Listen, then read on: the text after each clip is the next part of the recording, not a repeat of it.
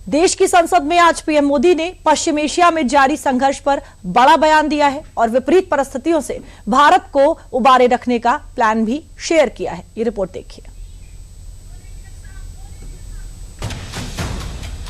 इस युद्ध के कारण दुनिया में जो कठिन हालात बने हैं, उनका प्रभाव लंबे समय तक बने रहने की आशंका है।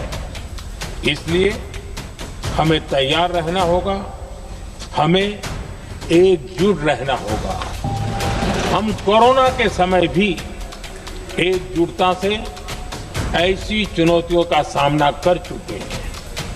अब हमें फिर से उसी तरह तैयार रहने की आवश्यकता है। अमेरिका इजराइल की ईरान से शुरू हुई जंग ने पूरी दुनिया को हिलाकर रख दिया है।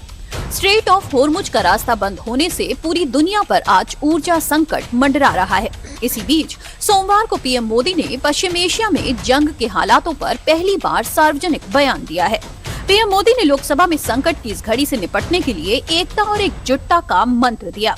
साथ ही विपरीत परिस्थितियों से भारत को उबारे रखने का प्लान भी शेयर किया कि दुनिया भर की अर्थव्यवस्था वर्तमान संकट से प्रभावित हो रही है और भारत पर इसका कम से कम दुष्प्रभाव हो, इसके लिए निरंतर प्रयास किए जा रहे हैं। सरकार इसके शॉर्ट टर्म, मीडियम टर्म और लॉन्ग टर्म ऐसे हर असर के लिए एक रणनीति के साथ काम कर रही है। हम हर सेक्टर के स्टेक होल्डर्स के साथ चर्चा कर रहे हैं।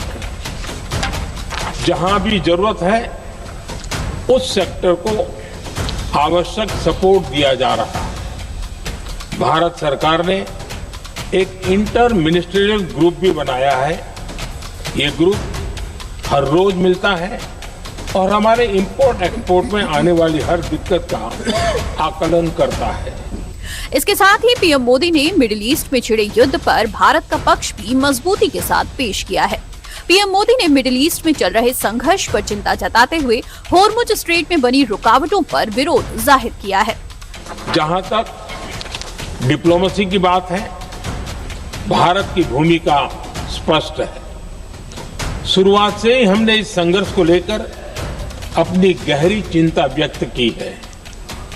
मैंने स्वयं भी पश्चिम एशिया की सभी संबंधित नेताओं से बातचीत की है। मैंने सभी से तनाव को कम करने और इस संघर्ष को खत्म करने का आग्रह किया है। भारत ने नागरिकों, एनर्जी और ट्रांसपोर्ट से जुड़े इंफ्रास्ट्रक्चर पर हमलों का विरोध किया है।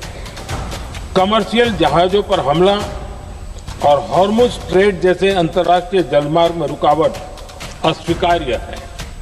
लोकसभा में पीएम मोदी के दिए बयान से साफ है कि भारत संकट के इस दौर से निकलने की तैयारी बना चुका है। भारत की ये तैयारी भारत के विजन की गवाही भी दे रही है कि अगर इरादे मजबूत हो और रणनीति स्पष्ट हो तो दुनिया के सबसे बड़े संकट में भी रास्ते बनाए जा सकते हैं। और आज भारत वही रास्ता बना रहा है, धीरज के साथ, संयम के साथ और संतुलन के साथ।